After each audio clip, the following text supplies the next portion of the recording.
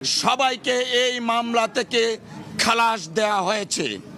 আমরা মহান আল্লাহ তাআলার দরবারে শুকরিয়া আদায় করছি।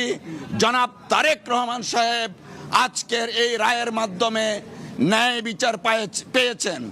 আজকে প্রমাণিত হয়েছে রাজনৈতিক উদ্দেশ্যে জনাব তারেক রহমান সাহেবকে যে মামলায় সাজা দেওয়া হয়েছিল সেই মামলায় আইনগতভাবে মোকাবেলার মাধ্যমে তিনি আজকে বেকসুর খালাস পেয়েছেন।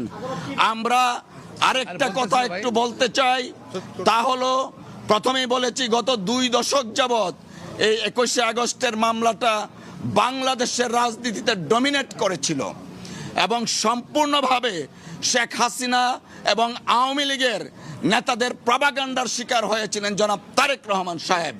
আজকে আমরা এবং দেশবাসী জাতি মনে করেন আমরা সকলে আজকে ন্যায় বিচার পেয়েছি।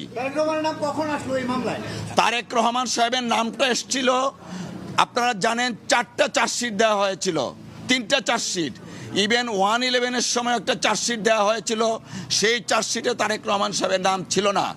শেখ হাসিনা ওয়াজেদ যখন ক্ষমতায় আসলেন তখন আব্দুল কাহার আকন্দকে নিয়োগ করে 4র্থ চার্জশিট দেন।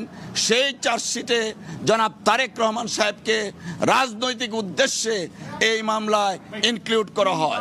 আজকে মহামান্য আদালত এই যে 4র্থ চার্জশিট এবং মুফতি হান্নানের 2য় স্বীকারোক্তিমূলক জবানবন্দির ভিত্তিতে যে চার্জশিটটা দেওয়া হয় সেই চার্জশিটটা আইন বহির্ভূত ছিল। সিআরপিসি এবং এভিডেন্স অ্যাক্টে এই চার্জশিটের কোনো আইনগত ভিত্তি নাই। তাই এই চার্জশিটে যারা অন্তর্ভুক্ত ছিল তারা এই মামলা থেকে খালাস পেয়েছেন।